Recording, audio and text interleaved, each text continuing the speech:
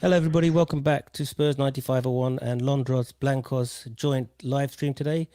This is Ray from London. I've got Juan Pablo from Londros Blancos. Juan Pablo, do you want to introduce yourself? Yeah, well, this is Juan Pablo from Londres Blanco. We have done some collaboration before. Um, Usually Matias is on board, but thankfully I was able to get in today. And mate, we have a lot to discuss. Like Yeah. our club is in shambles right now. Our club is shambles, actually. Yeah. So basically, let's talk about what's happening at the moment. So all the news coming out of the media outlets and everything is that Paulo Fonseca is going to be our new manager. What do you think about that, Juan Pablo? I'm a stand, because one thing is to get all the hype on getting Poch back, right? Yep. Like even Conte doesn't have as much hype as Poche coming back. But then you say, okay, Poche is not coming back because PSG is making it too hard to get praise him away, and then you have to switch the attention to Conte. And then Conte seems to be making demands that you should have known. Like he left an Inter team that won a title, and he was gonna make demands to win the Champions League. And you're thinking about bringing him because, as we saw in the letter of the last day, he wanted to recover our DNA. Yep. Yep. Our DNA is not Conte, right? So our DNA is closer to the guy I want us to still go for, which is Ten Hag. What Yep. are we doing that we haven't signed him already? I don't know. I mean, going back to what you said, and I'm reading from his thing. Our club and return to playing football with the style for which we are known, which is free flowing, attacking, and entertaining. So I can't remember. It's been a long time since we played free flowing, attacking, and entertaining football, isn't it? I mean, it's been a really long time since we did that. So what's happening? Why are we choosing a guy that's been fired by Porto? It lasted one season at Roma. We basically done a straight swap between Mourinho and Fonseca. What's going on? It's still not done. There are also some rumors by the Guardian and Telegraph that Ten Hag is still the priority. But Paratici came on and he's vouching for uh, Fonseca. And let's just say that if Fonseca comes in, Kane is gone because you're showing zero ambition. Um, Hi, zero, Jan. zero ambition. Hello. Jane, you sorted out your thing, and I'm going to remove you until you sort out your stuff. Yeah, sort out your video and all that. But Kane is gone now anyway. He was never going to stay now, I think. So No, I'm not so sure. You know why? Because I have the sense that Ten Hag could convince him. And let me tell you why. yeah, When we won to Ajax in the second leg, we beat them with 3 goals of Lucas Moura, right? Hi, Gamora. Um, and we beat them in the second half. yeah, But yeah, if you account for each half, Ajax won 3 out of 4. We just won one, yeah, right? So yeah, Ajax, even with less experienced players and very young players, outplayed us for 3 halves of the out of the 4, and they beat Juventus away, and they beat Real Madrid away by having Ten Hag at the helm of the club. So he knows not only how to play brilliant football, but he knows how to outsmart other more charismatic coaches. yeah, yeah. Um, that's my opinion on why I think Kane can stay if Ten Hag is given the role, and Yeah. why I'm still not so sure that Fonseca will sign. Well, Cam, what do you think? Are you able to talk now, Cam, or not? Yeah, I'm still in shock, to be honest with you. so it's a bit hard to speak. How's it going, Hannah? Doing good? Doing good, doing good. Cam, you need to put Just your head up a bit, Cam. It's really low. Okay, is that better? Yeah, it's better. Go ahead. Yeah, Yeah. just okay. So yeah, I mean, what a horrific shock to the system. We were all thinking about, this whole. It's been 2 months now, whilst this saga has been going on, and every single person who is could humanly possibly be manager has been paraded through the whole up through the Tottenham streets, so to speak. And what do we end up with? A Mourinho, someone who we rejected Mourinho, than the guy who's about to replace him. Wow. I mean, could any of you see that coming? Did anybody see that? We all talked about Nuno potentially, another Portuguese manager. I think we need to talk about the style of Portuguese managers and their play, because they have really come up in the last few years. And I know Wolves are signing another one. But I'm not sure, from all the Portuguese managers that have done well, that are up there, from Villas-Boas, who we had, Mourinho, Fonseca, Nuno, play the Tottenham way. I haven't seen one. Please prove me wrong if you want. But, I mean, it seems like we're going for Mourinho Mark II, but third class. That's how it feels. So we've gone from top Mourinho, who wasn't very good, to now a third-class Mourinho wannabe. Jam, welcome to the stream, buddy. Do you want to Hey, add good something? to see you all. Yeah, always. Yeah, good as always. Good to see you. Happy to be here. It's a shock. Like Dad said, I can't believe what I'm reading. It's Daniel Levy has literally ran out of options, and there's I'm not knocking the guy. I don't know enough about him as a manager, but from what the research I have done, getting it before we got on, it's like, why haven't we just appointed Graham Potter then? At this point, which, in all honesty, would have been someone more in line with our Tottenham DNA. He plays attractive and football and his Premier League experience. He ticks all the boxes. Maybe not all the boxes everyone wants, but I'm not Potter's number one fan, and he wasn't my number one candidate. But it makes no sense. It's a very random pick. Well, he's back. I mean, the other thing I wanted to just quickly add was that he's free. It looks like, this is a scramble to see who we can get for nothing. In that case, so is Allardyce is free too. So is Hodgson right now. I mean, it just looks like, let's give Mourinho loads of money to go to Roma, and then see who we can pick up for nothing. That's what it looks like to me. He's virtually nothing. I mean, his wages are going to be like $4 million a year. Is it? Yeah, it's nothing really. It's really nothing. We paid Mourinho 15 million. Then we paid him, 12 million to leave. Richard is giving a contact. Hi, Richard. Thanks for appreciate that. Can you give us a like as well? But that's a good point. Give Fonseca a chance. Roma had a shed load of injuries this season. 7th was a decent finish. Fair point. It was a good finish. I mean, we do want to give him a chance, but it's just come from left field. That's surprising. Yeah, it's come from left field, Richard. But tell us, Richard, why was he? Do you know why he's fired from Porto? Porto. He was at Porto first, and then went to Braga. Oh, he was somewhere that he got. He was at Porto and then went to Braga. He won a League Cup at Braga, the Portuguese Cup. Did a good job there. He got them into, I think, 3rd place or something, Champions League qualification. Went to Shakhtar, got 3 doubles in a row.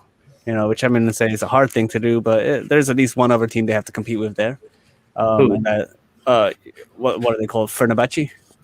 No, that's Turkish. That's Turkey. Well, no, then. that's Turkish. Well, then they have no one else to compete with. But that Shakhtar team was pretty decent. They had quite a few. They got to semifinals, quarterfinals, Champions League a couple seasons ago. So they had a decent team.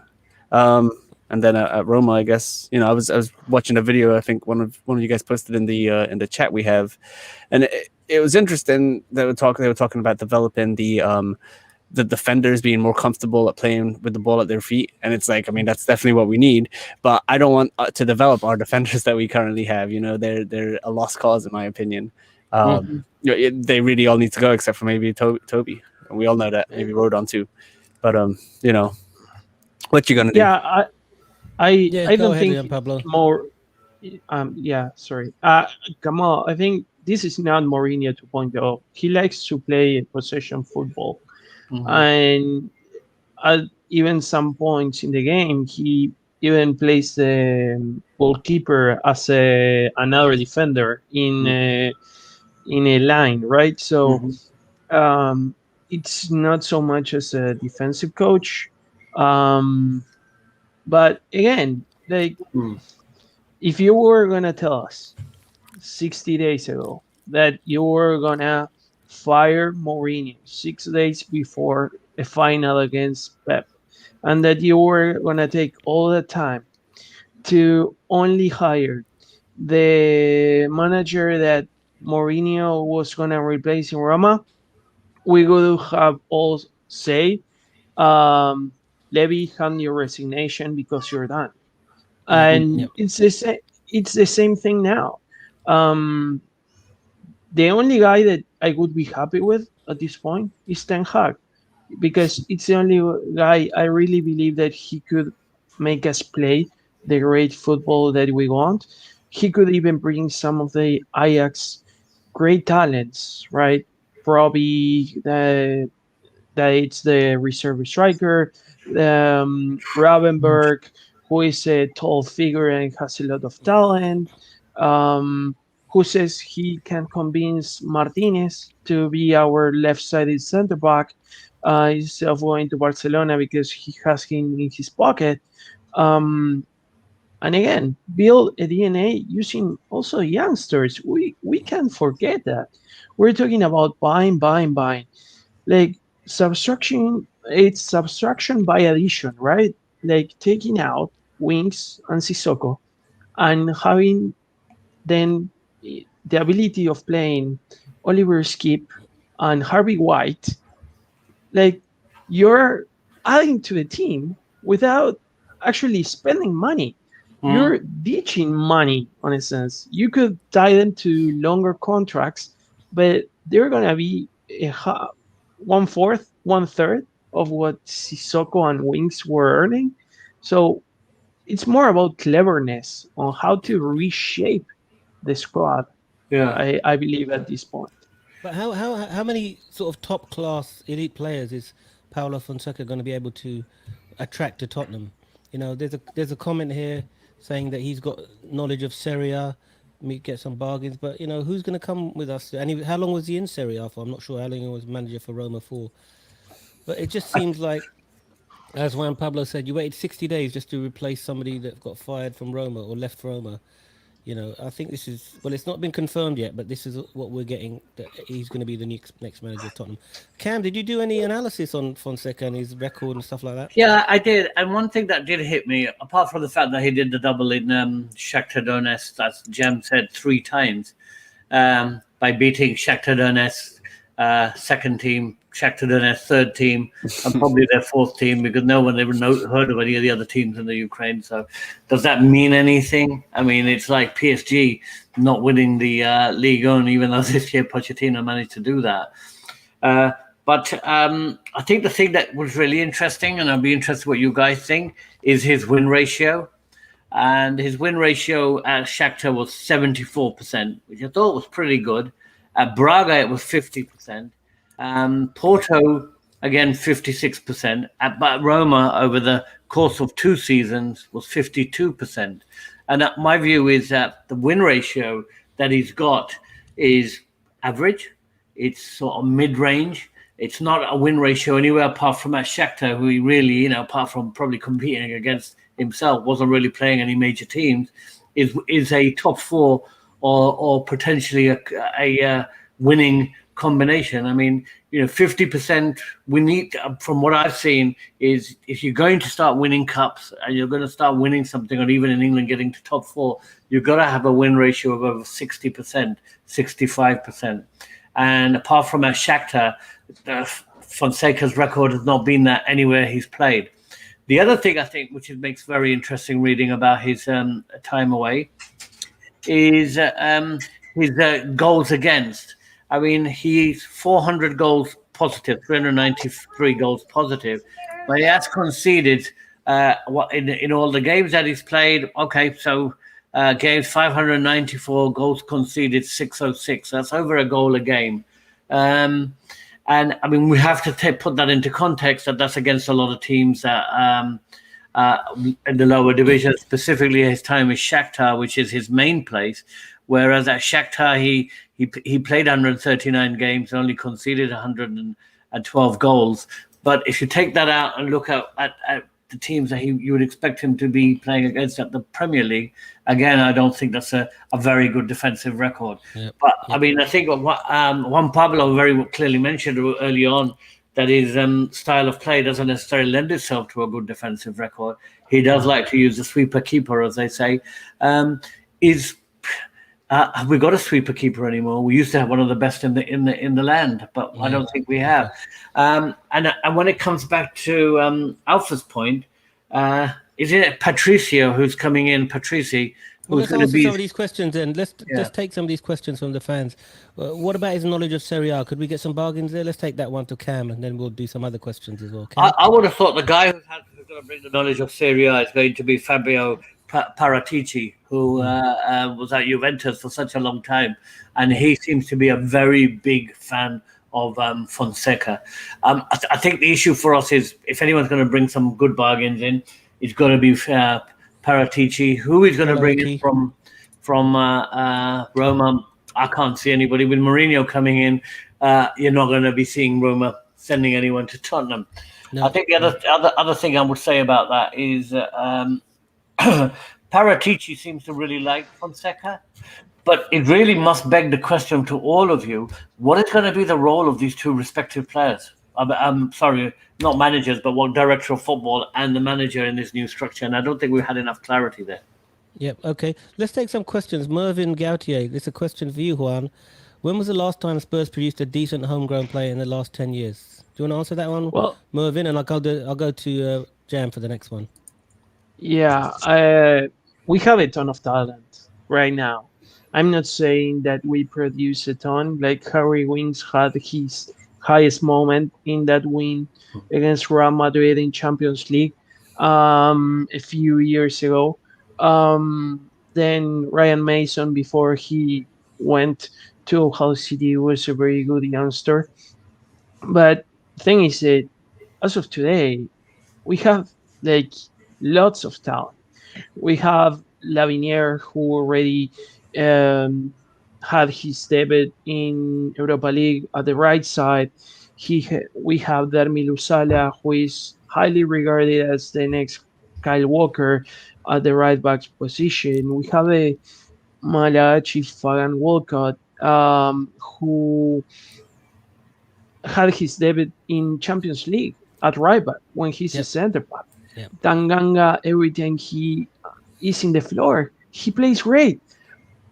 Somebody explained to me why he plays great every time, and the managers still don't put him as the starter, and they put either Aurier or Doherty as the starters. I can get that. Then last year, we can go to something that it's also key on the balance of the roster. Like, you're spending 28 million in Aguilon. You have Sessegnon that you spend 30 million. You have Ben Davies, who has always been the reliable piece at the bench. And you have Dennis Sirkin coming through. And you still pay 28 million for a left back instead of putting that money into a center back when it is more pressing. So there are a lot of questions. Then you got Alfie Bean. You got Troy Parrott, who scored 2 goals a day for the main national team. And is probably going to play again on loan. You have Scarlett. You have Harvey White. You have Jamie Bowden. You have a lot of talent and good talent that they're craving. For some of them, they're even coming offers to take them away from us. Okay. So this is the first time that we need a director of football that acknowledges all this talent and starts putting like a year per year roster on how they should develop and who should be in and who shouldn't be. Okay. Thanks for that one, Pablo. Let me come to, this is K Alexander. K, tell us your first name, mate. You always say K Alexander. We'd love to know what your first name is. But Jam, this is one for you. Another Levy cheapskate appointment. This isn't going to be a popular appointment. Jam? I completely agree with that statement right there. And it really comes back to like Juan Carlos was saying that the money was not spent appropriately and will continue to not be spent appropriate because they would rather spend 30,000 here and 30,000 there instead of 60 million on one big player like the central defender that we needed, which we didn't get, which Jose Mourinho begged for. And that's gonna continue. That's just gonna be the way it is. We know this already. No matter who it is in charge, Conte has already told us. He talked to Levy himself. He's a frank man, is Conte. He tells us as it is. The aspiration is not there from the club, and that's really what's disappointing. And I mean, as Tottenham fans, we've come to accept it, and we shouldn't accept it. It's enough. It's enough from Levy. It's not whoever he hires. He's not gonna back. Okay. So thanks for that. Let's come to you, Cam. Now, this is from a German Gooner. Welcome. We welcome everybody here. We're football, so although you're a Gooner, so we'll forgive you. Can never satisfy you Spurs fans. Levy goes for the big money appointment in Mourinho, and you complain about the style of play. Goes for a low-key appointment, and he's not enough. Cam, do you want to answer that question? Well, yeah, I mean, firstly, just to say that very rude name, so maybe they should be blocked after this. Gooners, welcome here, but I mean, they're hardly ones to talk, are they, compared to what's been going on at their club? Every time Arsenal tried to say or sign a player, it seems that player begs to go somewhere else, even albeit the last one was at Aston Villa. Was it when Dio thought, oh my God, Arsenal coming for me, and begged Villa to take him instead? I mean, there is if there's ever a team, if there's ever a case of the pot calling the kettle, that was the case of hearing from a Gooner right now. Yep. Okay.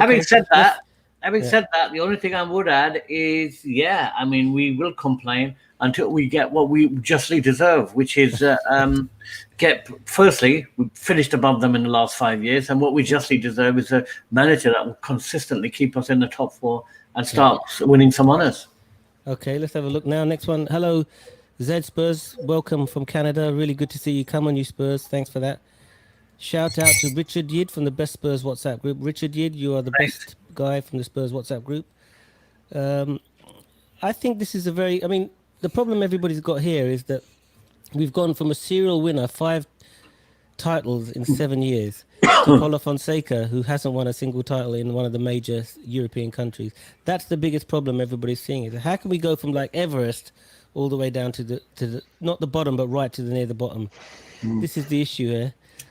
Juan Pablo, I mean, how long do you think Paulo Fonseca is actually going to get at Tottenham before the fans start turning on him if it doesn't go well? He has been in 11 clubs in 15 years. So you can bet how much time he's going to be with us, 1 year and a half, like Mourinho. I don't know. I still have my hopes that this falls down and Ten Hag still appears back into the scene and gets hired.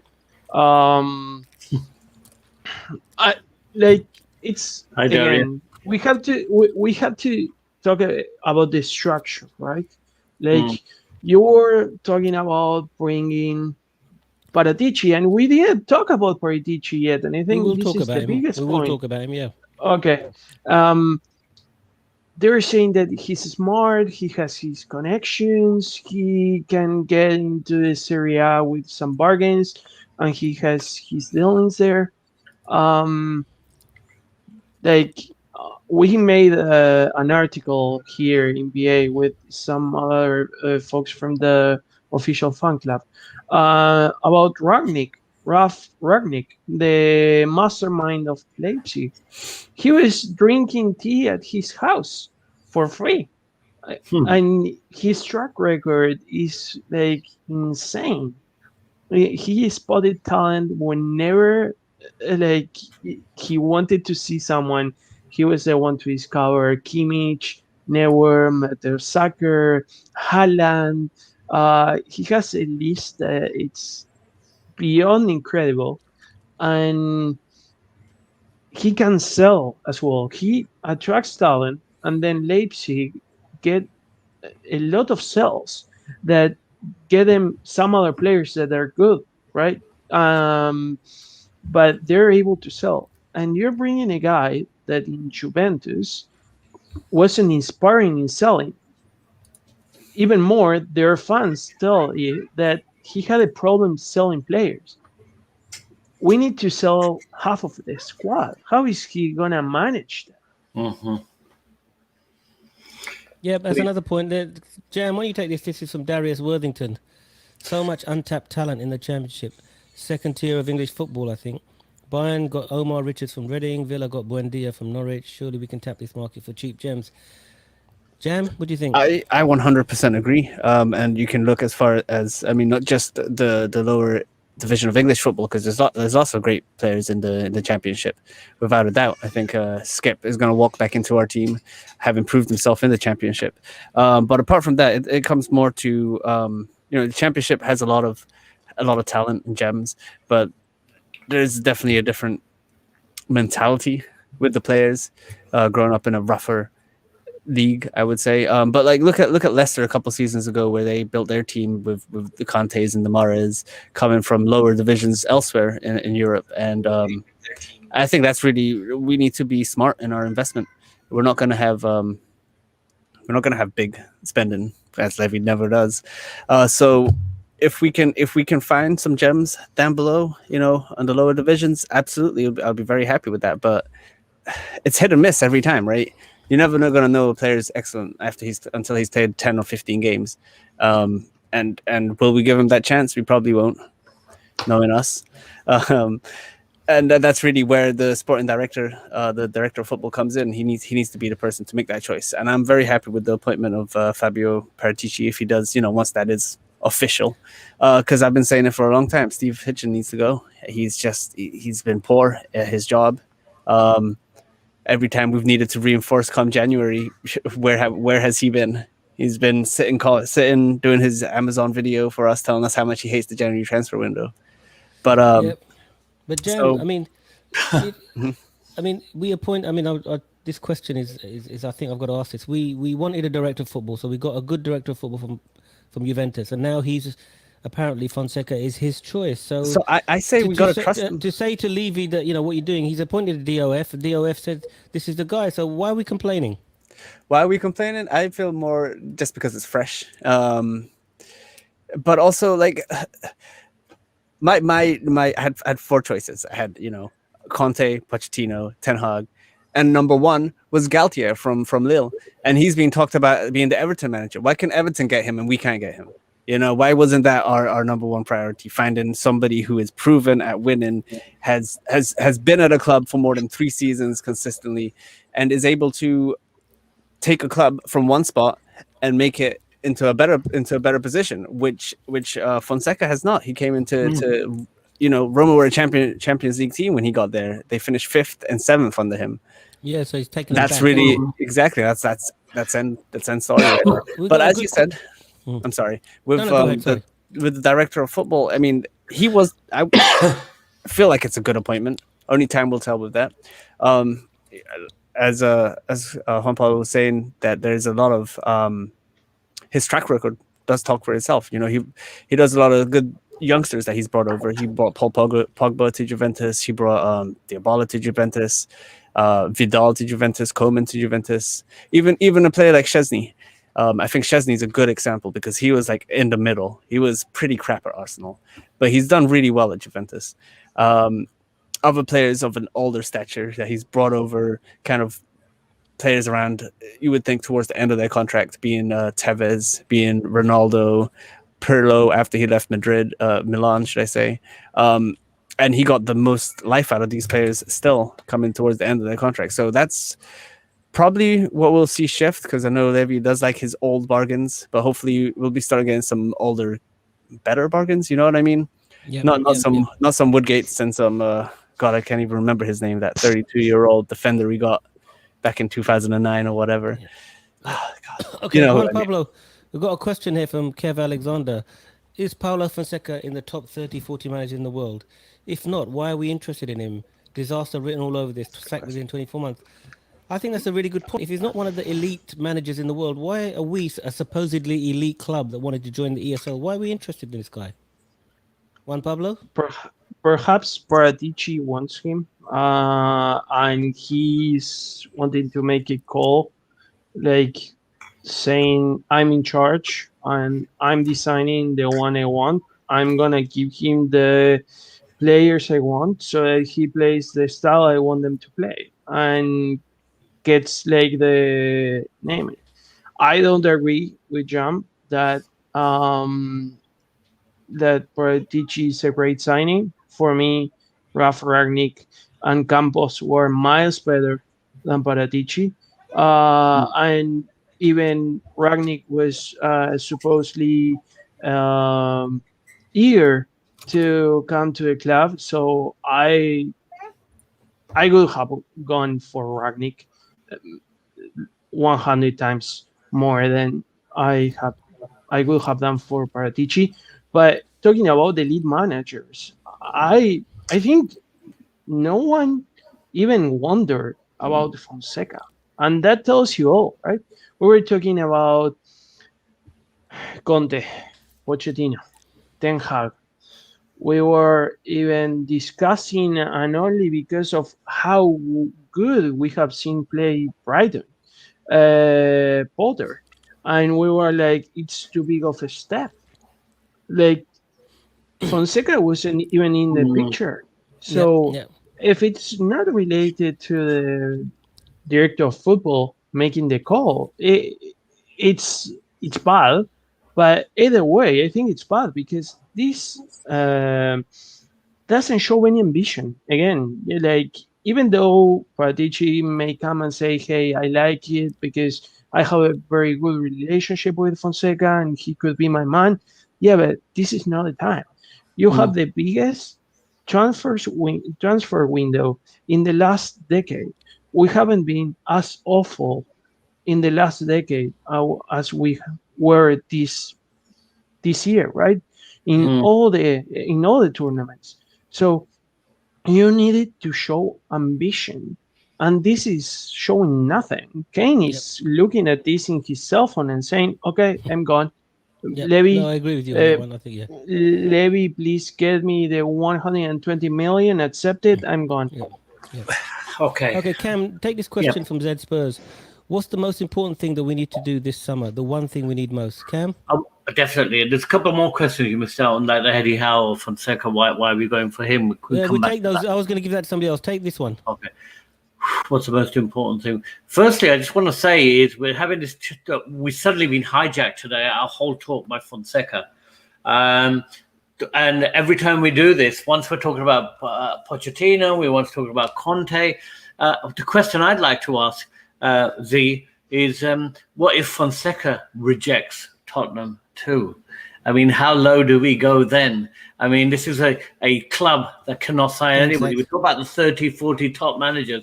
We're all sitting there saying, this guy's not good enough for us. What if he turns around and says, sorry, I don't want to be anything part of this? All the reports are saying that he's accepted his 3-year contract, blah, blah, blah. Oh, that's interesting. Yeah, I mean, what's the most important thing that we needed to do this summer was to get a decent, good manager in. And we failed, I think. Now, is that person Fonseca? Is that person somebody else? There's no doubt that until we got a thing. So the only other thing I can think of then is we need the most important one thing with the most we need, apart from the manager, which may have been settled, is a defense that can actually defend. Or to keep Harry Kane, is that another option? We have the most important thing we need to do is keep Harry Kane? I think the most important thing we need to do right now is to build our defense. We have Harry Kane. He's been there. He's got a 3-year contract. If he goes, that will give us a lot of money to rebuild. So I don't want to go down that road. But I think with the current state of the defense that we've got and the players that we've got at the back and the leakages of the goals that have come, you can't go into a new season with that defense. That's if we go in with those same players, with the Sanchez, with the Dyer, with the what's the Doherty on one side, Davis on the other side. I mean, now I'm putting our worst form out there, but if we go in with those as our platform to build on, I think that we'll be lucky to even get 7th next season. Yeah.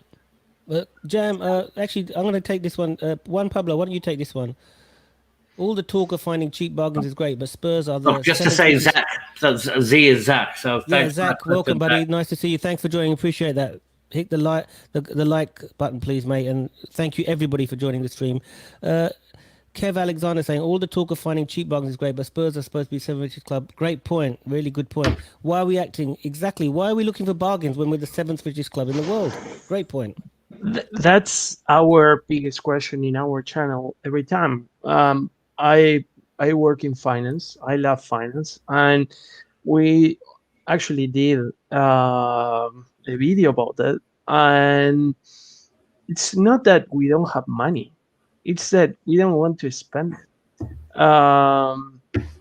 That's the reality. Like a club that wants to win could take some dividends out of their earnings in the last years when there were some, and they would reinvest in the squad so that they could win more. Like, let me give you an example of how an sporting winning mentality could give you a lot of winning during the club, right? In your balance sheet. When we were in the final of the Champions League, our recognition awards or recognition money for the Champions League was 109 million pounds, right? 109 million pounds. You know how much you get for winning the Europa League? 25. 25. So you have more than 85 million pounds of difference between winning or getting to a final of the Champions League to being just a winner of the Europa League. So why do we act like we're the 20th richest? Because they don't want to spend the money that they have earned. In fact, they have debt, right? We all knew it. But they have issued all their bonds through Bank of England, which is their bank for all the long-term debt they have. The percentage, the interest rate, it's 2%. So whenever they get 200 million, right, as of a loan, they have to pay, for example, 20 million a year. So it means that you're still having 180 million in cash. The big question is, where do they go? Who are they paying all that money that comes in debt to? So that's a good point. That's what I get where does the mad money one go? day. So you're basically saying we got the money, but where is it going? Yeah. Okay, we got a question from Khalid. I don't know if he's a relation of yours, is he? But Eddie Howe has to be the option for long-term project. Got experience of Prem football. Fonseca going in blind. I agree with that. He's got no experience. Only notable tenure was in Ukrainian league. Howe turned down Celtic too. Shows ambition. Jam, do you want to take that one? I think you might be on mute, Jam. Sorry about that. Yes, I was. So yeah, I liked Eddie Howe a lot when he was at Bournemouth. I thought he was an excellent manager. I feel like he may be a little rusty being out of management for 2 seasons now. I think he also would have been a gamble. I wouldn't say he would be my first choice. I definitely think there would have been some more high profile managers I would have put ahead of him. But having said that, if you had told me Eddie Howe would sign, I would have not been as upset as I am now hearing Fonseca as our potential manager. There's definitely a lot more experienced managers. Even as my dad said earlier, Sam Allardyce is available. There would have been riots probably outside Tottenham, but it would have made more sense. Allardyce? Would I prefer Sam Allardyce or Sam Dyche over down. this guy? Or Roy Hodgson. Both old, experienced old men who know the Premier League, who have never really had, Roy Hodgson had his time at Liverpool and did all right. But other than that, neither one of these two managers have had, as much of a big club to manage. And Hodgson managed England. Yeah, he managed England, he managed Liverpool, and he did well. Hodgson's style of football is so good. Yeah, he does play good football. And honestly, he did well at Crystal Palace last season. I thought I enjoyed watching him play often. I agree. I wanted to say about the money that's going. You know how much Joe Lewis is worth?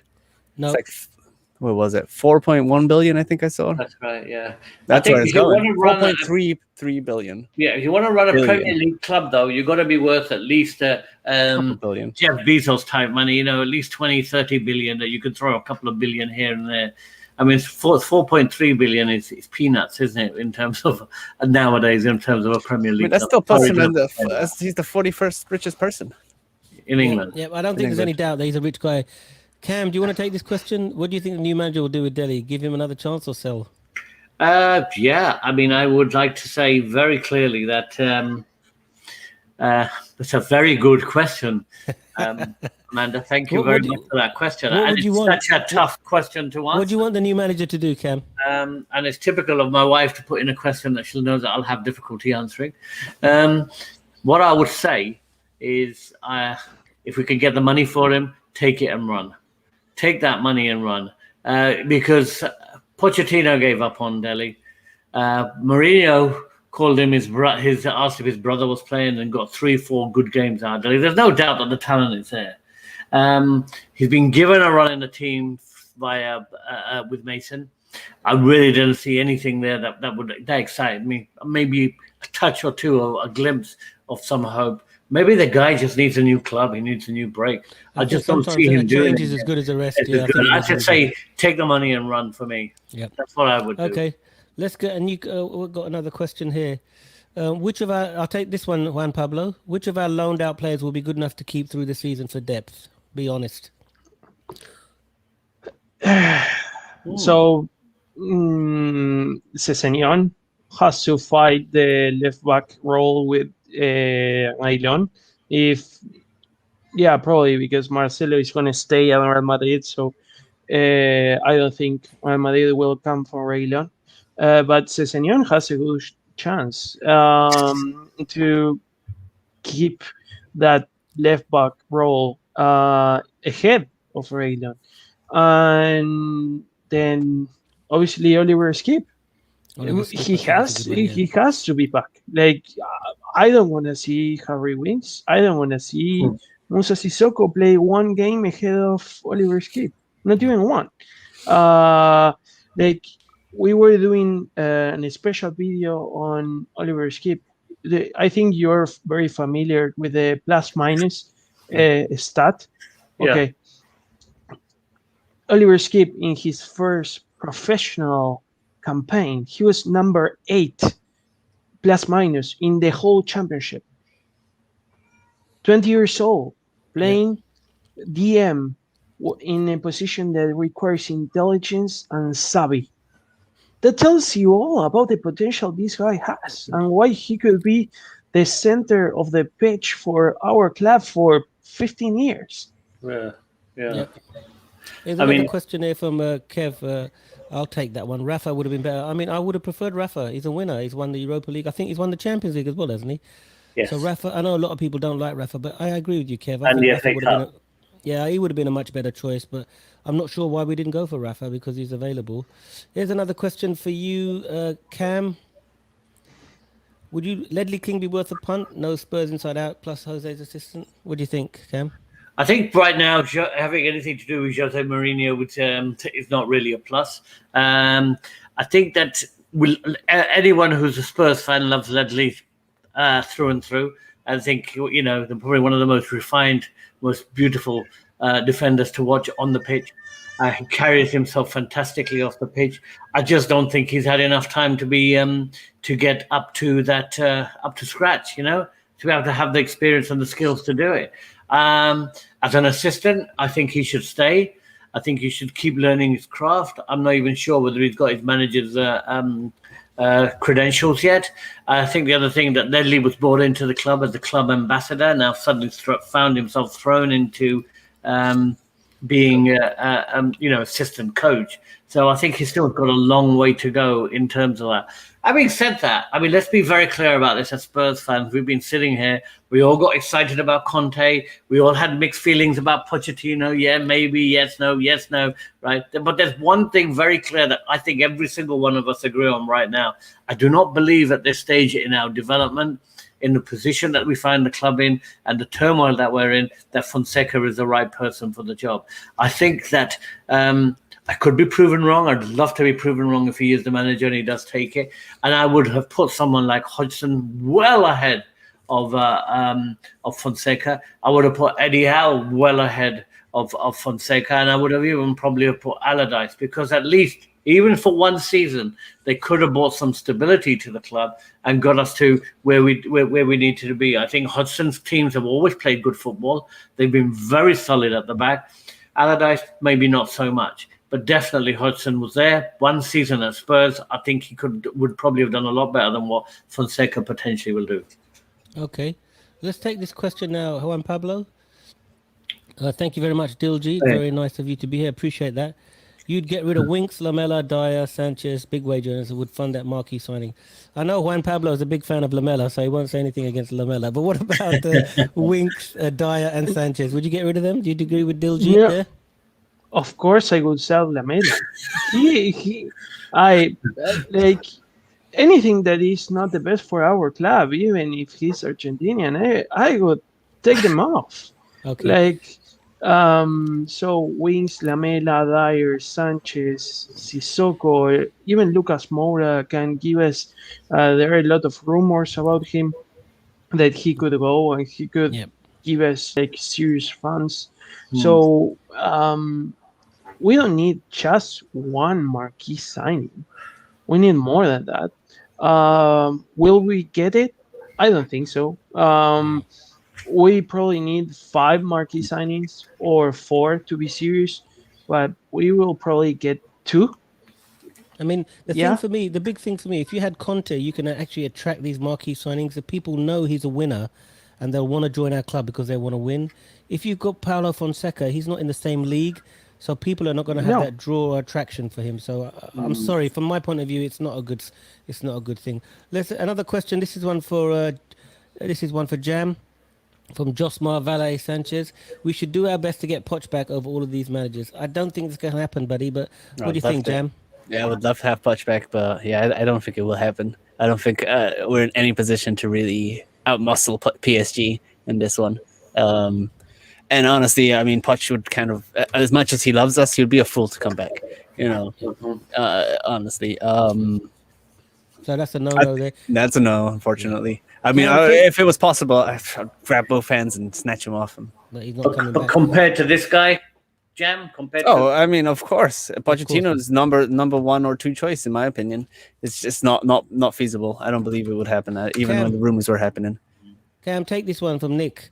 If you were offered 100 million for Kane right now, would you take it, or does our club fall apart by letting him go? Kane's 28 in this summer, biscuit ankles, and we do well to cash in.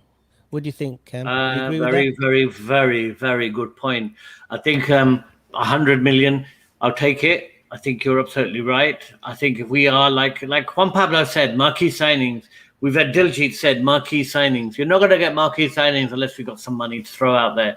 The other thing is that Kane's a fantastic player, but his heart's not in it anymore. It's very, very clear he doesn't want to be there. And will he be worse next season? What will we get for him? And probably, like he said it himself. He said next season I won't even be worth that much. What you can get for me this season. And what I wanted to say is that I just take the money and let's see. But I'm stopping myself from saying I'll take the money because I'm not sure I trust Paulo Fonseca with £100 million because I don't know. It's Fabio Paratici now, isn't it? It's not Fonseca. It's Paratici. I'd just like to add to that from what you just flashed up about Hodgson that Kev Alexander said. And he said he didn't do well at Liverpool or England. He's failed on the big stage, in which case he'll fit in very well at Tottenham, wouldn't he? He's ideal for us. Kev, he's ideal, mate. I don't know why you don't want him. Go ahead, Juan Pablo. Can I say something? Again, it stresses me out when people say we don't have the money. We were supposed to bring the new director to sell the naming rights. So let's say they don't get the 250 million that they wanted and they get 225 or 220, right? Those 220 are probably 20 million a year for 10 years. You go with that check, like proving the contract, you go to the bank that it's your friend and they give you the 200 million in advance and then you pay the interest and you have 200 million.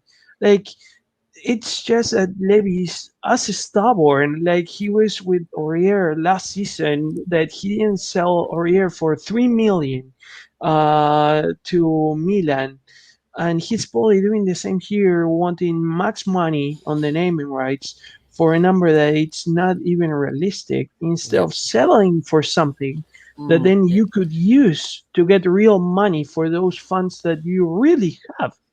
The Yeah. problem is, and I don't understand it. I think you're right. He's an accountant by trade, so he should understand this. But Jam, what do you want this Knicks come back? If we get rid of Kane, though, can we attract a marquee signing? Surely part of the allure of playing at Spurs, we're playing with the likes of Kane and Son. I agree. I mean, who's going to come if Kane and Son are not there? Jam, you're on Muted mute there again. again, mate. You But keep yeah, going on mute all the time. I got the kids in the background. They're very loud. Yeah. But yeah, no, I have to agree.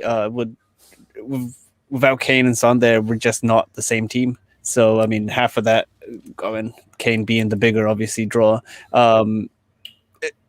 It proves that we're trying to go for a longer term project, and hopefully that's what Fonseca is, because I don't see any quick success with him. I think if he does get announced, it's basically saying Kane's gone already. Yeah. You know, we've I think already. it's got, but Yeah. let I me think take that with the Cam. Sorry, if we get rid of Kane, who's going to want to join the club? One of the best number 9s in the world is leaving.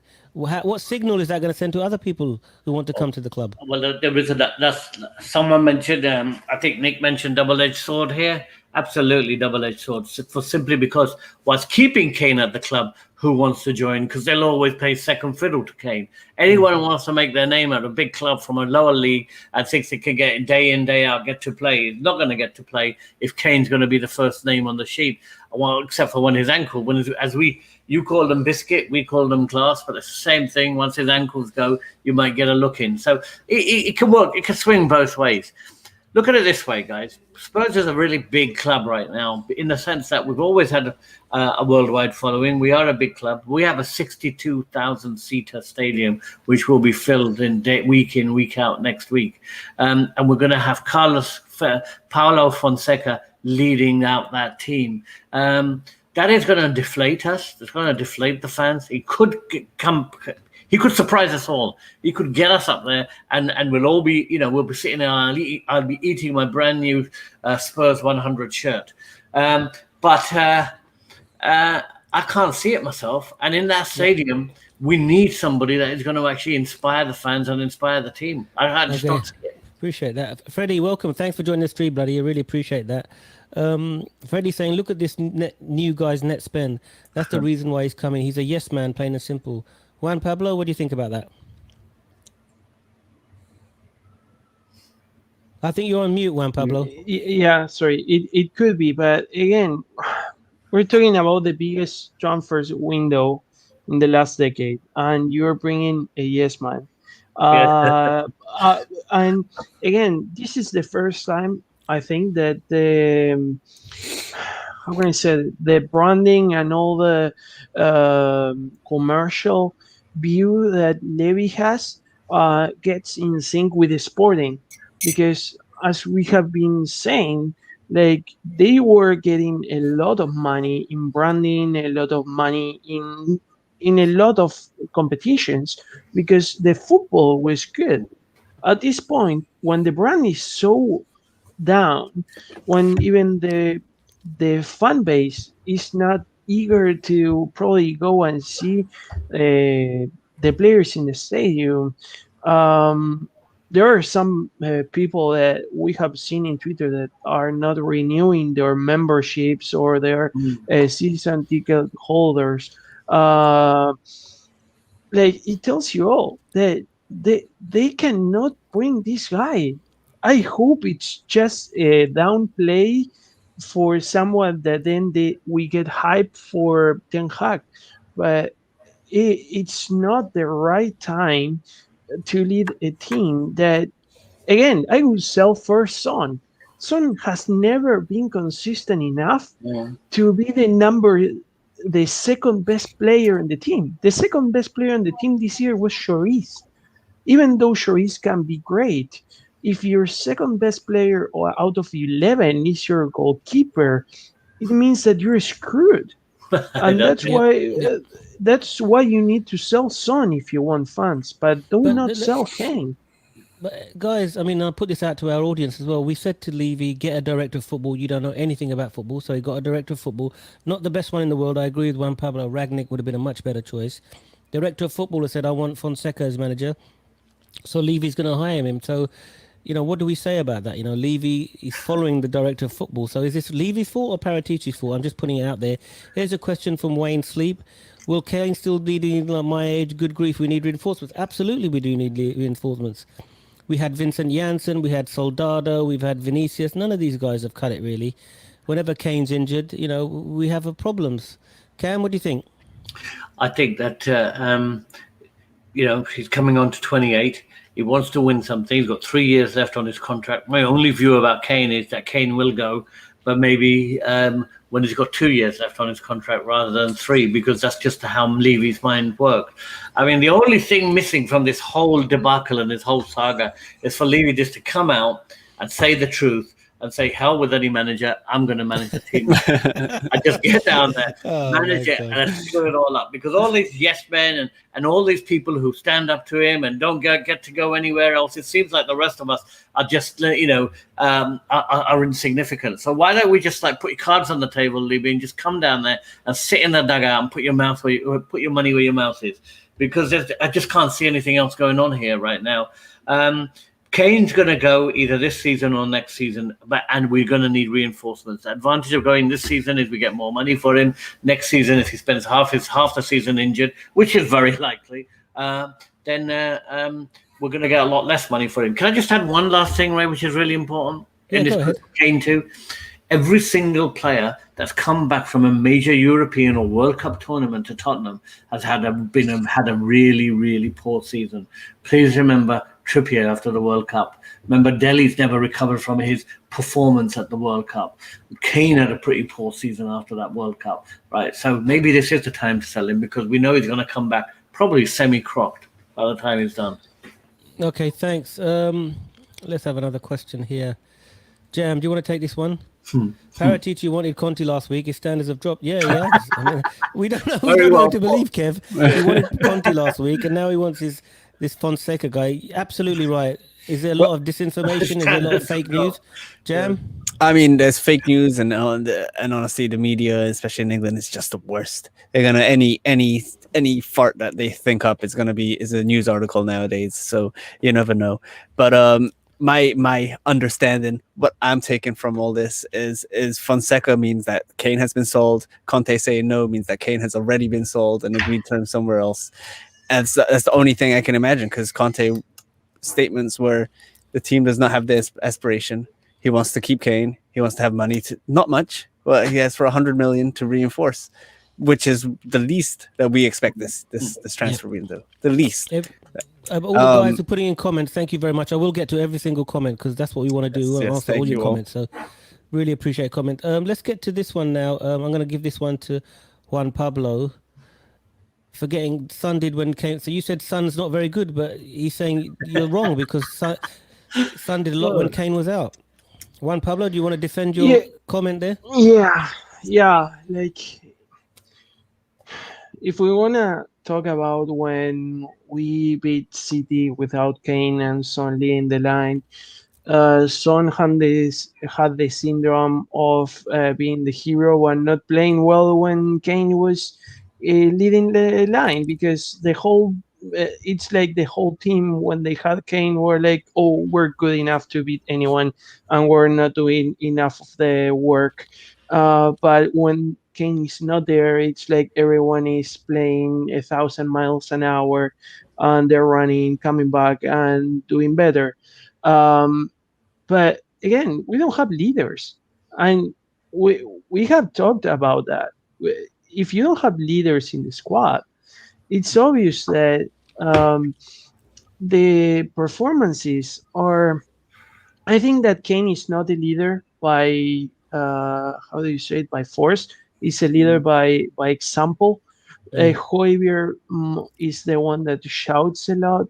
We need more leaders like that on the pitch, and that's probably the thing that makes the team be so timid or so poor at times because they lack effort. If we remember the 16 and 17 team, they used to run like 10 kilometers each of the players. They were the number one in effort.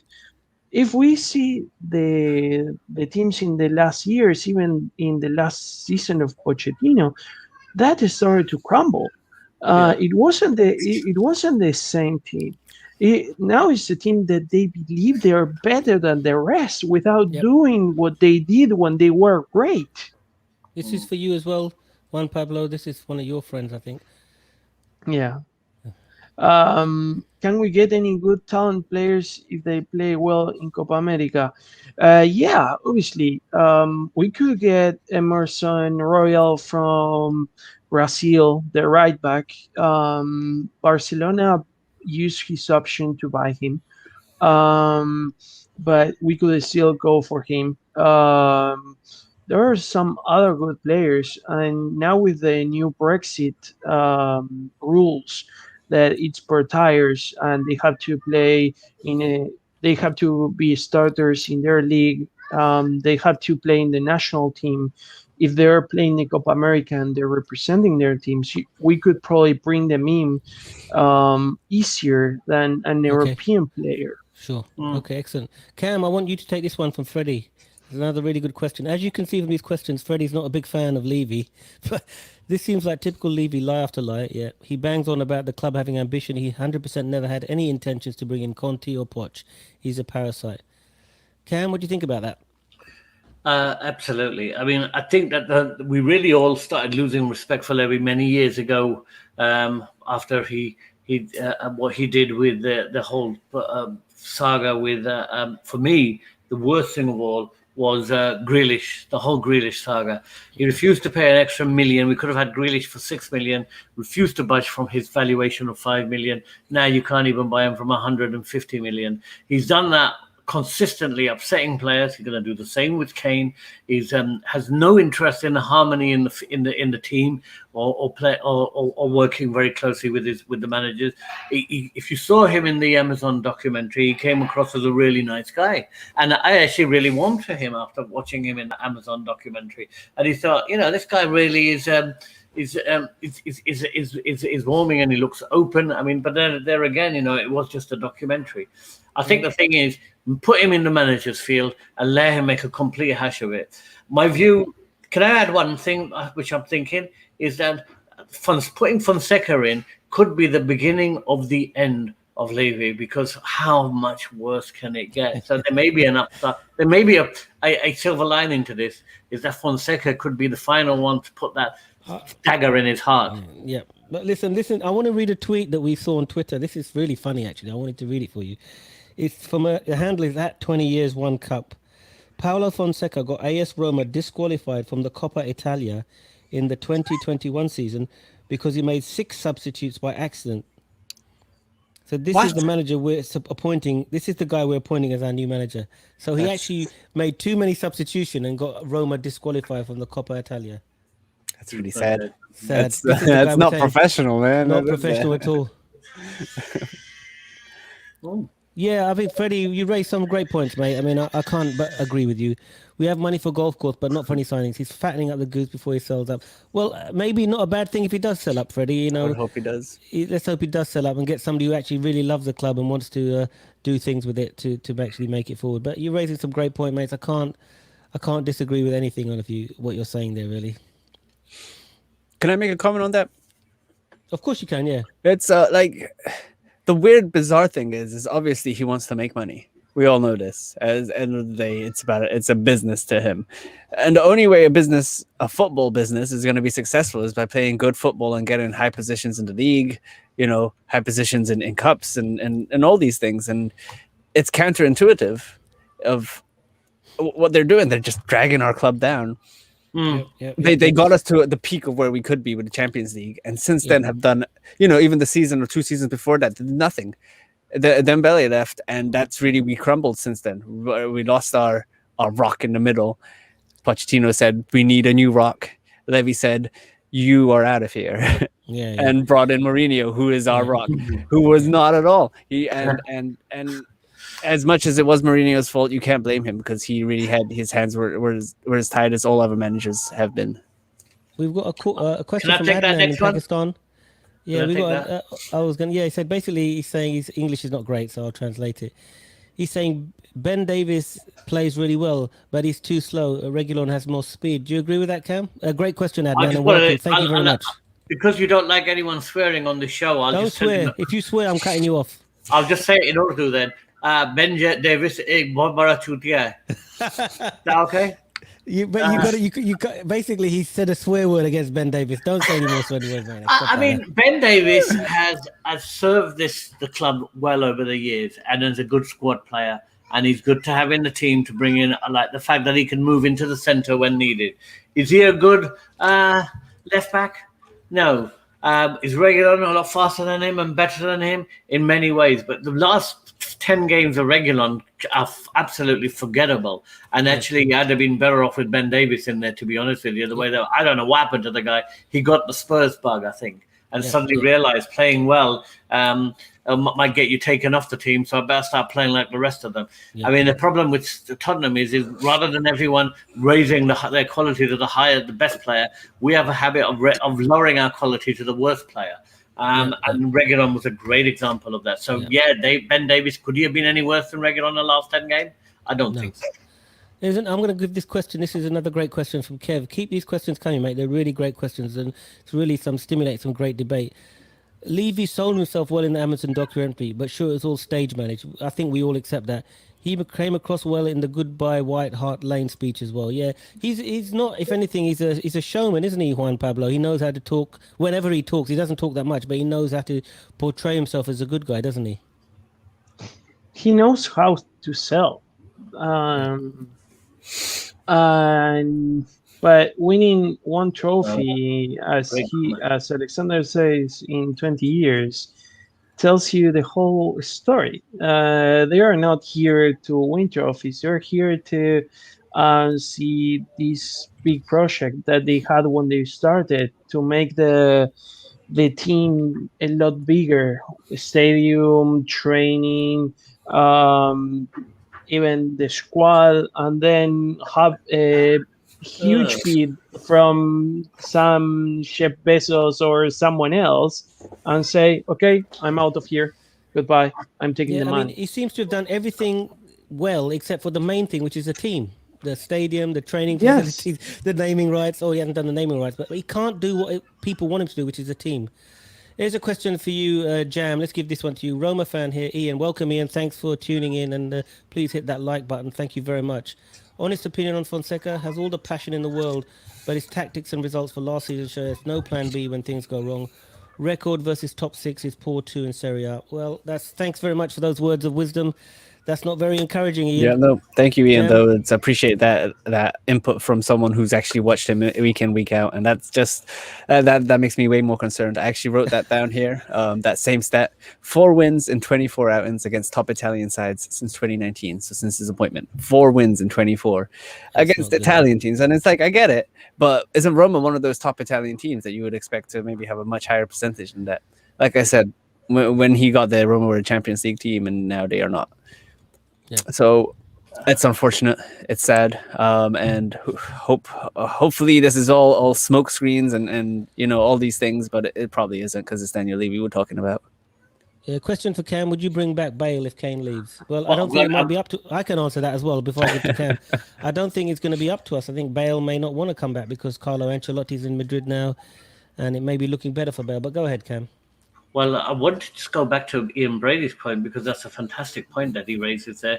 And then what a stat to come up with. I mean, if anything, that just shows that's just basically that it looks to me that Fonseca is completely going to live up to the hype of being of Spursy, of always crumbling in front of the big teams, bottling it when it comes to winning what we need to win. And this is probably what every single Arsenal fan will be hoping for. Someone like Fonseca who doesn't have the appetite or the ability for the big games. It's all great beating the West Broms that they've been relegated by whoever comes up. beating them and beating the lower teams and beating your chest about it. But when it comes to the games that we want to see winning, we want someone who can beat Chelsea now and then. We want someone who can beat Man United or beat City. And let's face it, Mourinho did do that. He did beat City and Man United, albeit we did lose again. And we really need some of that. So I'm horrified by his ability in the top six, and it frightens me to see what's going to happen to us. In terms of Hosbar's comment, absolutely, bring Bale back every day of the week. 16 goals from someone who hardly ever got onto the pitch, thanks to Mourinho. I mean, I'd love to see him for another season. I think he's got one more season left in him. Let's hope it's at Spurs. But I hear what you say. It's not in our hands. Okay. Steve, thanks very much for joining the stream, bloody. Really appreciate that. Hit the like button. Thank you for a great question. Nuno was the obvious choice. The second he left Wolverhampton. Perfect fit for how Spurs should play. Works on a budget, has turned good players into top players. Levy is a fool. Good, interesting point. What do you think, Juan Pablo? Do you think Nuno Espirito Santo would have been a better choice? No. Can I just reply with a no? Like, a bit more. What's let's just think for a second about our DNA as a football club and what Nuno likes to play. No, he could develop some of the players, but we don't want to play like they played. Like, I accept, and we were discussing this with some of the other official supporters here.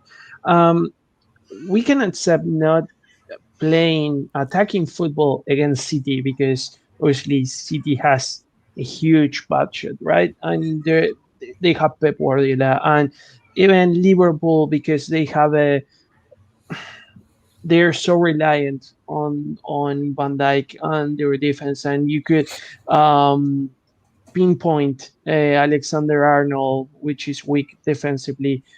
But against the other 18 teams, you should have 64% of the possession and have more than 10 shots. Nuno is not going to give you that. And why would you want to bring Nuno in? Okay. We don't. That's fine. About that. That's fine. Kev, Mark, and Freddie, I'm going to get to all your questions, mate. We're going through all these questions. Thanks for all these great questions. I think it's really giving us some good debate, some things to talk about. Let's go to the Kev's question. Cam, why don't you take this one? If chairman sacks a manager he initially appointed, he should go as well. Levy done this 9 times, so he should walk. Absolutely. I'm going to say 100,000,000% Levy should go. You can delegate responsibility, but you can't delegate accountability. You're accountable. If it doesn't work, you should go. Cam? Kev, all I can say to you, I do not believe that you will find one Spurs fan in the whole of the world, basically, anywhere, who will disagree with that. Or that wants to see Levy stay. I have not spoken to anyone, seen anyone, listened to anyone, heard any shows, anything where anyone said, well, actually, he's a really good guy. Apart from me, I said it. I saw him on the Amazon show. Give him another 20 years, see how much more he can screw the club up. There is one thing that we must give him credit for before we completely destroy Levy in every single way. He has built us what is an iconic stadium that will last hopefully for many, many, many years to come, and has taken us from a 36,000-seater stadium to now into the big leagues, and with one of the best stadiums. But what's the point of that if you're going to finish 10th, 11th in the league every year? Yes. There's no point. Well, he's done what he's done, and we should give him a gold watch. No, we'll give him credit give for him that. whatever we need to give him. We need to raise him on your shoulders, run him around the pitch, let him take a few shots from the penalty spot, and then send him on his way. I mean, what do you think about this comment about Nuno? Comes with too much baggage, all his backroom staff, blah, blah, blah. That's why Palace and Everton did not take him on. That may be an interesting point there, Mark. He spent over 280 million, and what did he do at Wolves? That's a good point, actually. He spent a lot of money, got a big backroom staff. I don't think he would have been right for us. What do you think, Jam? Completely agree. I would not have wanted Nuno, but I think that's the point that we're at. The managers we don't want: Nuno, the Martinez, let me ask you a question: would you take Nuno over Fonseca or not? Well, no, that's the problem though. We shouldn't have that argument. Nuno or Fonseca. It shouldn't be even one of those two. Where we are. It shouldn't be even one of those two, and it's sad that it's gotten to that point. Yeah. Honestly, no, I wouldn't take Nuno over Fonseca, but I wouldn't take Fonseca either. Same way I wouldn't take Roberto Martinez. Yep. Cam, take this one. How amazing that since the season ticket deadline passes, the big change in squad to be died down. Now it's work to do with the current squad. Another false flag from Daniel Levy. Another scam from him. Scam. Absolutely. I mean, everybody here knows. I mean, Freddie made a comment earlier about the defense. I've been harping on about it as well. As we started the show, you said, well, should we be talking about Kane? I said, no, we need to build from the back. I mean, look what he said about Fonseca. And the stats that I showed you earlier, right at the beginning of the show, Fonseca's win record against any decent club is very low. If you take out Shakhtar, where he had to play, Shakhtar A, B, C, D, and E below him, his record is very, very poor. I mean, overall, win record is bad. He had 74%, which boosted him up because he was there for 3 seasons. Take that out, and you will see a very different thing. Yeah, he won the double at Shakhtar against a Ukrainian team, which none of you can name 3 Ukrainian teams. Dynamo Kiev.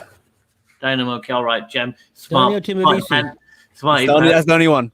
Dynamo Kiev. All right, I'll give you that. Even I've heard of them. Yeah, that's technically. What I would say is. But hit the point here. We need to strengthen our defence. Yes. We reject Conte and we bring a guy who's conceded. He lost 6-2 at Old Trafford. Oh, we've not just lost that. Look at his record against the top 6 in Roma, as Ian said earlier. My view is not. We need to strengthen, Freddie. We need to strengthen the defence. My question back to all of you guys out there and to you guys is: would you trust Fonseca to do that? No. Who would? Anybody? He's proven he can't even get them defend. No. I mean, Italian teams are notoriously good at defending. He can't even get them to defend. No. I think we've answered this question, Josma, but I think Juan Pablo answered this. He mentioned Can we all go around and say which player would bring back? Yeah, go ahead then. Go on. We'll start with Juan Pablo then. Which player on loan would you bring back? Sessegnon, Skip. One. Okay. Which of the players? Well, if it's only one, it's obviously Skip. Okay, where would we start? We'll go anti-clockwise. I'm going to say Ryan Sessegnon. What about you, Jam? Yeah, definitely Skip would be first choice, then Sessegnon. Cam? I think, I would have said Sessegnon and Skip, but I'd probably say I'd give Carol Carter-Vickers a bit more of a go. I mean, he looked pretty not too bad in defence compared to what we've got. This is for you, Cam. Why don't you answer that? Very underrated. Okay. Hi, Eddie. Yeah, I mean, being a bit facetious, I know I was. I read this question, addressing to him on his earlier comments. Can you put it back? But the Ukrainian league is very underrated. Lots of unearthed talents there.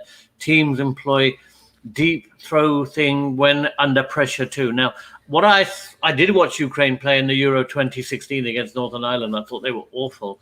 I actually stayed in the same hotel as the Ukrainian team, so I saw a lot of the players going by. They looked pretty solid. Their following was crazy. We couldn't even get out of the hotel room. There were so many of them were crazy outside as the team was boarding the bus. And we followed them to the stadium and watched them lose 2-0, I believe, against Northern Ireland, which probably hardly ever won a competitive game in themselves. So I wasn't that impressed with them then. Maybe they have improved. All I can remember is Shevchenko was Ukrainian, played a great game. He's the current manager, and I'll take him over Fonseca. Oh, you would? I loved Rebrov. I thought Rebrov was a great player. I've watched him many, many times at Spurs. I thought he had a really tough time at it. But when he got on that ball and he played, it was a pleasure to watch. My only point I'm trying to make there, AD, is the fact that winning at Shakhtar like he did, and comparing that to coming to the Premier League or and the rest of his record in Portugal and in Italy, you take the Ukrainian record out, it's pretty poor. Fonseca's got a bad towards record. The Ukrainian one, yeah. This next comment is going to hurt all of you guys. I'm going to put it up now. Ready? 1, 2, 3, go. This is my worst nightmare. Good shout out from AFC Curtis. It's a great comment, mate. Welcome on board. Maybe you could come and join Tottenham, but what can I say? I mean, this is really going to hurt me because if we got Conte, you guys were really worried when we had the remotest chance of getting Conte, but now you guys are laughing, I think. Yeah. Do you think St. Tottering... Well, let's go... I mean, Juan Pablo, do you think St. Totteringham's day is going to come back next season? I don't know. I, you know what? Another thing that comes to mind is if they're really gonna sell Kane, just do a whole rebuild and play the kids of the academy. Like Yep. I prefer that they instead of lying to us in our face saying that they have ambition, that they reboot and they say, okay, let's play the youngsters. You know why? Because the youngsters are gonna do everything to earn a place at Tottenham and like will really become the starters and get obviously a position in their national teams. So if it were me and they were saying, okay, let's sell Kane. Okay, sell Kane, sell Son, let Let's do a Charisse rebuild. go, Let's do a 100% rebuild. Yeah. let, do a 100% rebuild, but don't buy crap players Yeah, I that agree are with that. gonna stagger Mm. the growth of The our growth of the club. Yeah, youngsters. 100% agree with that. Matteo, thanks. Josima, we'll come to your questions. I want to Freddie's ask, come. can I pick up with the AFC Curtis as well? 'Cause I think Yeah, that's if you want to pick up with I, AFC I Curtis, think go that's ahead. a really, I mean, obviously we Spurs fans don't like you, Arsenal. We like to, one of our biggest success of this season was we didn't break the record of finishing below you, and we were managed to, by the skin of our teeth, finish above you. That record is definitely going to be up for it. And I think Juan Pablo's right. I mean, Arteta was a disaster for Arsenal in the first half of the season until he started bringing the youngsters in. And when he started bringing the youngsters in and putting them into that team and started giving them their chances, Arsenal looked like a different team in the second half of the season. And I think if they'd played like that in the first half of the season, they would have been well above Well, us, I would let me say. give you a little stat here. Yeah, We was at one point we were 17 points clear of Arsenal. We yeah. finished 1 point ahead of them at the end of the I season. know. I mean, it's incredible, is that? Yeah. Let's So take the next one. I mean, there's a Freddie. I'm going to come to your question in a minute. I've got one from Matteo, which is specifically for Jam.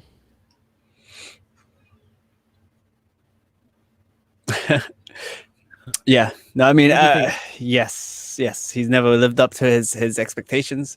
Lamela has been. Well, I was talking to my wife actually about this. She loves Lamela. We all love Lamela. We have an affection for him because he's been there around for so long, and he seems like he brings a lot of energy to the dressing room, but he stinks of failure. He was the player that we bought to replace Bale, who he was then replaced himself by Bale himself. And really that We brought sums back it up. Bale to That replace sums Bale, it didn't up. we? Yeah. He Yeah, has not ever provided that top quality football that we needed. He is still probably on par with our most expensive signing. Maybe not his second most expensive, but either way, 30 million 7 years ago was a lot of money. And he's been around for way too long. I mean, we need to get rid of him. We need to get rid of him. We need to fair get rid enough. of Winks. We need to get rid of Dyer. There's too many players who We'll are go just through the players we need to get rid of soon. they're I think just we'll sitting come to your around. question in a minute, Andy. Juan Pablo, Freddie saying we're not getting about 10th. I think it means we're only going to do 10th. Let's see.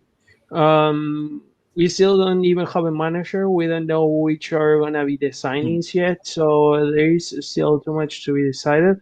But I wanted to address another comment that it's from Josmar, just ahead of that is asking about probably Juan Foyth that won the Europa League. Um, if you watch yeah. Argentina yesterday played, you saw that Foyth gifted the ball just before they crossed, and also uh, got beaten on the header that made it draw for Argentina. So he's more of a midfielder that could drop to defense, but he cannot be played at defense because he's too error prone to be Yeah, reliable. yeah, I agree with that. This, He's got at least one error in him. yeah. This is Andy Kramer now. Lloris has to go to. I've always had an issue with Lloris. I think he's a good goalie, but he's got an error in him as well. He's lost us a lot of points. I agree, he's error prone. The Juice are the problem. He plays like he's on drugs for the drugs. Who's the Juice? He's got quite a few DUIs this year, right? Who are we talking about? The Juice? I think that the juice, like a drink. Oh, He I got see. he Yeah, got a yeah. DUI Yeah. this year on a great night. Sorry, yeah. He's got a thing, drunken. Yeah, he's too big. Let's have a look. What's this next one? Yep. Yep. Yeah, that's a good one. Yeah, Well put. I totally agree. Don't trust them with any money. Totally Which agree, one Freddie. are we Another talking great point. about? We're talking about Fonseca here, aren't we? Yeah, we're talking about Fonseca. I wouldn't trust him to buy any milk from the shop. He's not going to get 250 million, Freddie. I think that's wildly optimistic if you think he's going to Well, get 250 million. wildly. I mean, I Yeah. wouldn't trust him with that. Just to say, I mean, what would we trust him with, and what is our ambition? If we are going for somebody like Fonseca, you have to ask yourself the question: what is the club's ambition, and what are the things that we keep taking for granted that we are a top 4 club?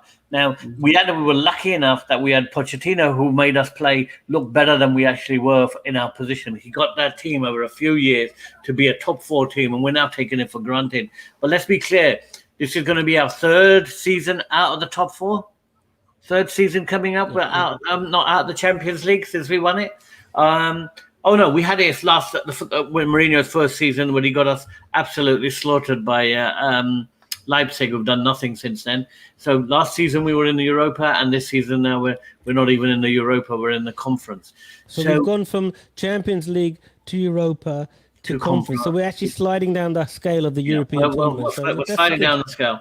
And I think the biggest problem that we've got is the fact that our ambition exceeds what is reality. And, you know, maybe we should be asking ourselves, maybe Fonseca is basically where Spurs are at the moment. This is what the club is. Anyone with any more sense don't want to come because they ain't got the 250 million. They haven't got the money to make this a top 4 club. And you're asking people to come in with Pochettino had something to prove. He came in with I mean, if you look at how much net spend of Pochettino, it was the lowest of any of the top 10 clubs, let alone the top 4 clubs, and worked wonders. Who's going to be able to ever do that again at this club? And the only way that Tottenham is going to be realistically a top 4 club is if someone comes in not with 250 million, with 750 million, like one of the Arab sheikhs or a corrupt Russian billionaire, and just throws money at it and buys us a title. Because basically what's going on now is clubs are buying titles. Yeah, I mean, yeah, I agree, Freddie. If Kane goes, guys, let me run this by you, JP. If Kane goes, does that mean that Son is likely to go? I don't think so. I don't think so. Fabrizio was saying that Fabrizio Romano was saying that Son is close, even though the Kane situation is going on. But would you trust Son without Harry assisting him? Well, the last few games, Son was out of it, man. He didn't play well at all. Maybe the last few months, it wasn't even the last few games. He had a very good run when we were doing well, but after, let's say, January, his form really dipped. And the other issue is that as of today, and that's why I was very happy when the rumors today started to appear for Thuram, the player from Gladbach in Germany, that is very similar to Son playing on the left wing.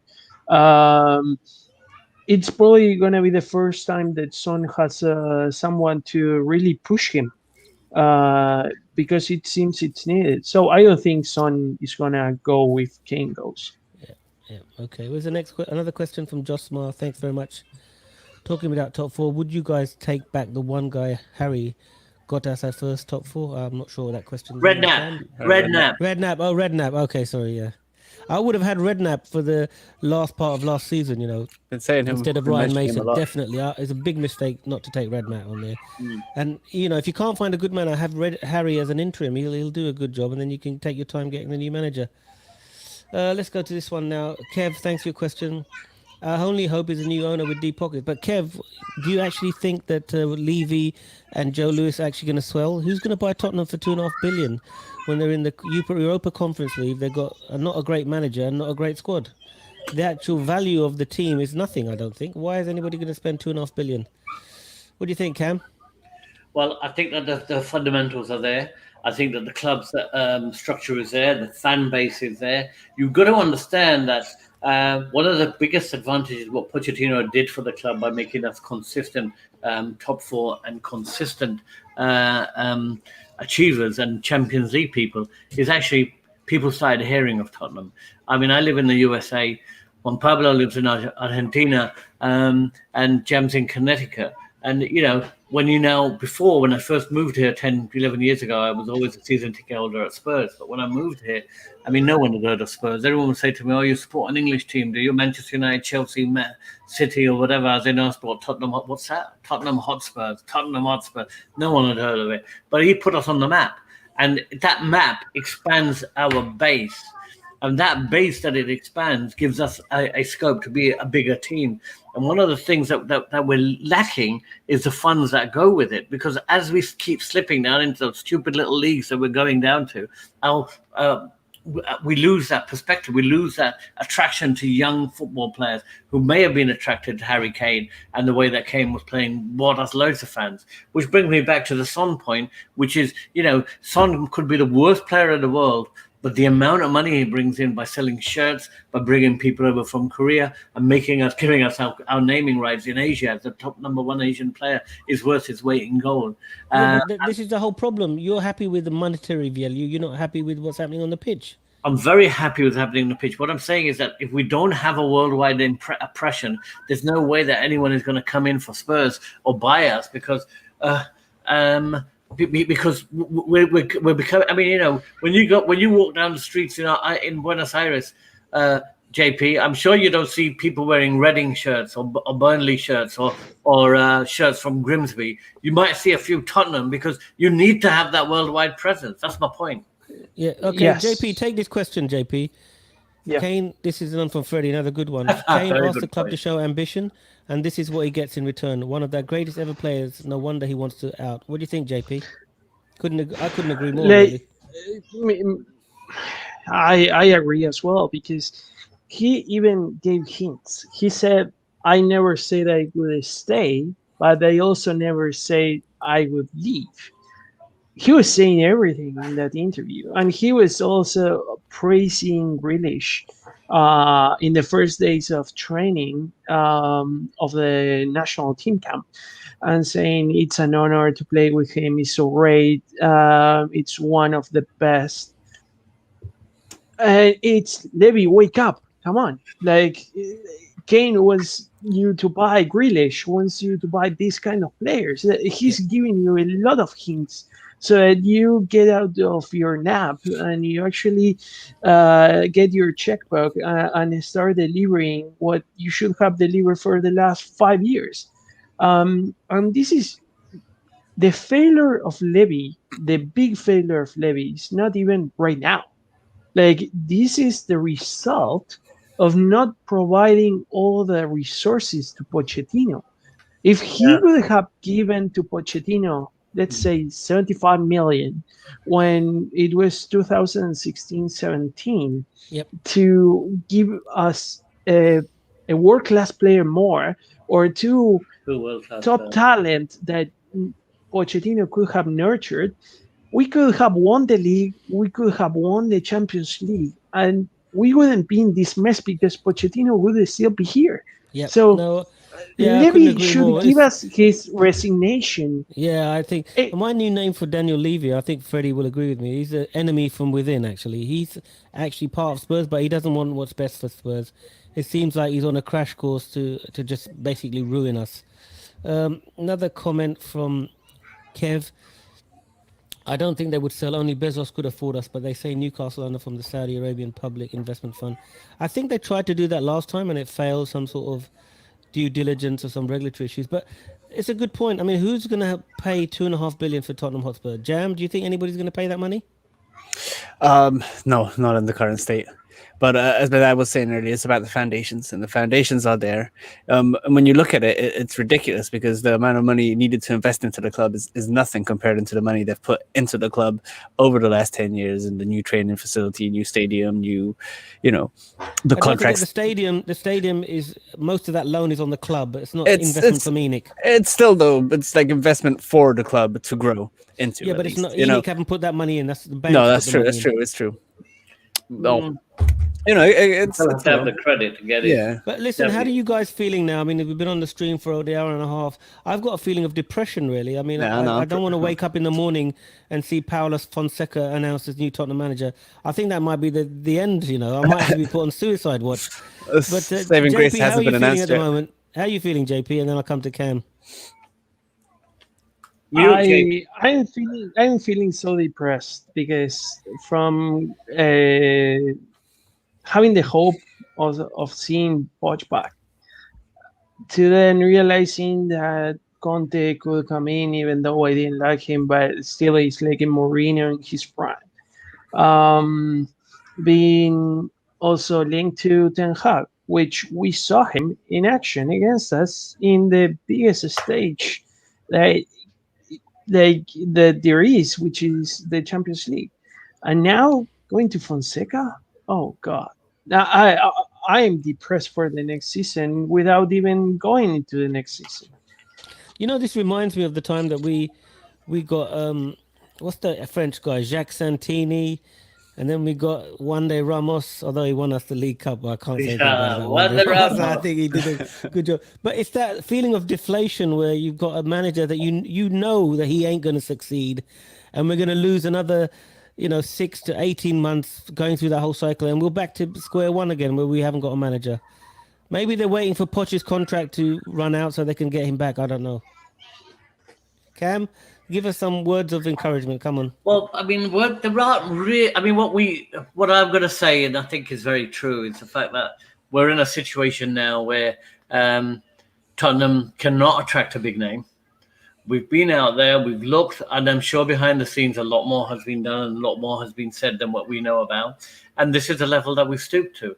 I mean, we are now in a situation where we're scraping it. It smacks of desperation.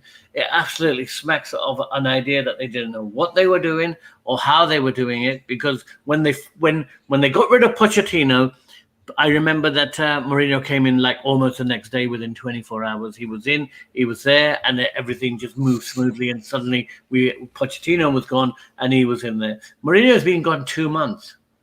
And we are still no closer to understanding. All we know is all the people who don't want to be Spurs managers. We don't really know anyone who does want to be a Spurs manager. And the people that do want to be Spurs managers, we don't even really want them. So we've got ourselves. And also, I think that there's Levy's obsession with a continental name, a big name. All you have to do is change Eddie Howe into something that sounds more Eduardo Howie or whatever. Right? He'd have the job tomorrow. Yeah. And it doesn't seem like the guy just is out there to try and inflate his own ego, because Mourinho, everybody knows, was an ego signing for Levy and nothing else. Nothing at all. You didn't want him. Crush on him. I didn't want him. Yeah. Nobody wanted him. It was an ego signing for Levy. Yeah, so, but he's not taking the fall for that, is he? Now his ego is so small that he's now going for Mourinho Mark 9. He's that lower down from Mourinho. So this is baby Mourinho. Yeah, baby Mourinho. He's like, I don't know. I mean, where do we end up from here? Nobody knows. There's an outside chance, guys, that this guy could be a phenomenal success. He could be the next Pep. Yeah, you're talking about a 1% chance. Could be the next. There's no pedigree there in Spain or Portugal. In Italy or Portugal. No pedigree, and I don't rate the Ukrainian. He could be the next Pep Guardiola, or he could be the next the guy who is now running Sheffield United. Jan, take that question now from Kevin. He's come up with another really good question. Top 10 football club, not a bad proposition. Do you think they've turned down offers before? I think they've turned down offers before because they're looking for a premium price, because they've got all these things. I mean, the Levy standard, right? Pinch every penny, and then when it comes to it, you decline good offers for a few million here and there. You get the opportunity to buy a good player. You offer a few million less than what they really want, when you can just really go all out and get it. And then when the opposite comes around and they offer you a little bit less, you say, nah, not good enough for me because I'm Daniel Levy and I'm hot poop, if you will. I'm really envious of all the other clubs in London. Look at Chelsea. They're talking about Erling Haaland. They're talking about Ashraf Hakimi at right back. We can only dream about these players coming to our club. JP, sorry, Cam, did you? They're offered 170 million for Haaland. It seems to be. a couple things there actually with that Chelsea comment. Is like Chelsea during the Roman Abramovich era, he was in charge for a good long period of that, and then realized it's not working anymore. And he hired himself a good director of football, and that Maria lady has been running the club for a good 5-6 years now, and it consistently improved that club year after year by very good purchases. You know, a lot of ridiculous prices, like Chilwell's price for a player was way too much, but hey, it's worked out for them. They won the Champions League. So that's something Daniel Levy does not have any nuance in. He doesn't know how to hire people. He doesn't know how to release power, and he doesn't know how to delegate. He really should just be a chairman where he just sits up there and says yes, no to the money offers, and that's really all he should be doing. But he's way too involved. Abramovich doesn't even go to the matches. He doesn't anymore. Yeah, exactly. But he was at the beginning of his tenure. Yeah. And he noticed he was smart enough to make a change. Which Levy is not. How much do you think Fonseca's? Let's assume Harry Kane goes for 120, 130 million. How much of that is Fonseca going to get to reinvest in the team? Let me think. No. 120. They're gonna discount probably 20 million. Probably. So I would say 100. But again, we made this mistake 8 years ago. Like we sold, we sold Bale and Bale at his peak for a bag of chips, right? The only one that became good enough was Ericsson. Mm-hmm. So it was 1 out of 7, and we paid 12 million for them. But we were assigned so badly with such a bad scouting, the whole money. Then most of the other players that were in that list were out of the club within 2 years. That's how bad it was. So it's not about how much money they're going to spend out of it. It's how well they're going to spend it. Yep. Kev, that's a good point. That's a good point about Abramovich. He can't get back in the country. I take that on board. Yeah, thanks for that.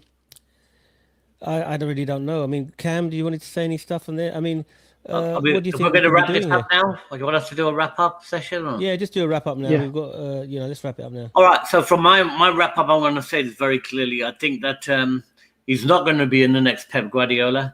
Fonseca would be a disaster for the club. I think that we need to really hold the seat of our pants for the next year, because Spurs are going to be going through a massive roller coaster. I think that we're going to see big things happening in the background. I wouldn't be surprised if the club is sold. I wouldn't be surprised if at the end of this, Levy will be gone. I will be looking at us being in the bottom half of the top 10. The only people that are going to come out happy from this whole thing are going to be Gunners, because they can finally see some light at the end of the tunnel, that they'll be beating us and being ahead of us. And I think that we were looking at next season a reverse where Tottenham are 17 points behind Arsenal, but I don't see us ever making it up. So for me, I think this is going to be pretty sad days ahead. And there is no good news on the horizon for Spurs fans anywhere. I said give us some hope, and you've given us just despair. So you failed in that way. I did. Jam, you're going to give us some hope now. Come on, Jam. Then I'm going to come to JP to give us some more hope. You're on mute again, Jam. You know what I love about these streams is Jam always goes on mute. We can always rely on Jam to go on mute. I'm here for that. Don't worry. My friends I game online with love me for that too. So, but if I can think of some hope, it'll be that we finally at least have a manager. You know, it's been 50 days since we've had a manager. We can hopefully start making some signings and start clearing out all this crap players that we have. We all know, no matter who we have, even if it's Conte next season, unless Conte comes in and spends 200 million next season, is going to be tough. We have too many players who are just not good enough and need to be replaced. And we're not going to get any money for that. So it's going to be really hard because Levy's not going to allow them to go. Do you think, honestly, Jam, and I'll come to JP in a minute, do you think there's a chance we could potentially be relegation fodder next season? If we keep the defense and we don't, Kane leaves, etc., could we be sort of flirting with relegation? The double-edged sword is that if we do sell Kane, you ideally hope some of that money will go back, and we're not that bad. We can't be that bad, but I mean, don't forget under Poch we hadn't won away for God knows how many 20 matches or something. 20, anyway, JP, thanks for your involvement. I thought you made some really excellent comments. I really appreciate that, and hopefully we can do this again soon. But give us your final thoughts on Tottenham and where we're going. You know, what is next season looking like for us? First, let me tell you, it was my pleasure. I wanted to be here with you guys, having this discussion. We're so passionate about our club, right? And it's not easy when we have news like these ones. I would love to give hope, but I don't know if I can, because in the 15 years I have been watching this club, with Poch, even with Redknapp, we felt like we had very good young players that were getting somewhere, and the club was heading in a good direction. And since we got to the Champions League, anything good has happened, right? It's all has crippled down. We have fallen into a shadow of our own selves. So I hope that this Fonseca appointment really crumbles and they hire Ten Hag, and I can start looking at next season with a different mind. Because if not, it's what you said. There probably know Kane is gone and someone else is gone, and they're just rebuilding for the sake of rebuilding. And Fabrizio Romano just tweeted that this is Paratici's decision, that he knows Fonseca very well, and that's why they're bringing him. That it's the decision of the director of football. So if we want to go to the good side, at least we have a director of football, and there is a direction. Now, is this direction what we wanted? But the thing is, if Fonseca was so good, why didn't Paratici try and get him to Juve? Exactly. Exactly. Exactly. Yes. It's not Paratici's decision. This is all smokescreen. It's nothing to do with Paratici. Paratici wanted Conte. They worked together at Juve. This guy's never worked with Fonseca. I know that's why I tell you I have no silver lining for this season. My silver lining is that no silver lining. No, the only thing I can think is that Teta stays as bad as he is, and we can still finish above him. But I really think this is a really, really, really grim time for us now. I don't think we're going to ever get anywhere near Champions League again. This is to the dark days of the 90s, where we were 10th or 11th. I really can't. I hope this doesn't go through, because officially it's not on the website. While it's not on the website, the Tottenham website, we've got hope that it's not official. As soon as it goes on there, that's it, guys. It's over. Mm-hmm. And then, he'd probably be fired by December, and then we'll be like 15 points behind anything. It just doesn't bear thinking about. I really don't know. And then Allardyce will come in. I don't think that's a bad choice. I would take now, if I had a choice I would take Sean Dyche, I would take Allardyce, I'd take Roy Hodgson, anybody, but they all know the Premier League. Eddie Howe, I'm not sure about Eddie Howe. He probably gets relegated. But take Unai Emery, any of these other managers. You could give a list of 15, 20 managers who would take over him. Even Parker, bring Parker. What happened to Scott Parker? I mean, I think my final point would be, and I'd like to leave it on this note, is there a chance that maybe secretly Levy's an Arsenal fan? Yeah, maybe. It could be, actually. As I said to you, and I mentioned this to a few others, he's the enemy within. He's the enemy within. Yeah. Whatever he's doing is against Tottenham, not for Tottenham. Yeah, I think he's an Arsenal fan.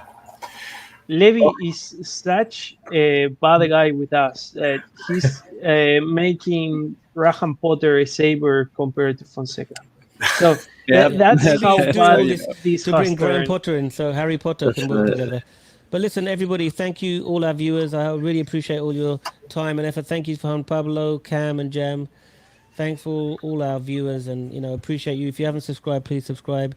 Give us some likes and comments. We're going to start doing more and more streams because we really like it, and we think that you guys will enjoy the interactive conversations that we have. Thank you very much. Tell all your fellow Spurs fans to join the discussion next time, and we're going to go around. We're going to go around the tee and get a "Come on, you Spurs." So I'm going to say, "Come on, you Spurs." Off you go, JP. Come on, you Spurs. Thanks. Cam. And goodbye from Florida. Come on, you Spurs. And Jam. Fonseca's Lily White Army. Yeah. No, that doesn't have a nice ring to it. No, it doesn't actually. Fonseca's Lily White Army. I don't like that. No. Okay, guys. Oh, Thanks very right. much, Kev. Please. Thank you for all your participation, Kev, Freddie, API Expert, everybody that participated. Thank you so much. We really appreciate that, and we'll see you on the next podcast. Take care and bye-bye. Bye, everybody. Thank you. Take care. Bye-bye. Take care. Bye. Bye. Bye. Bye.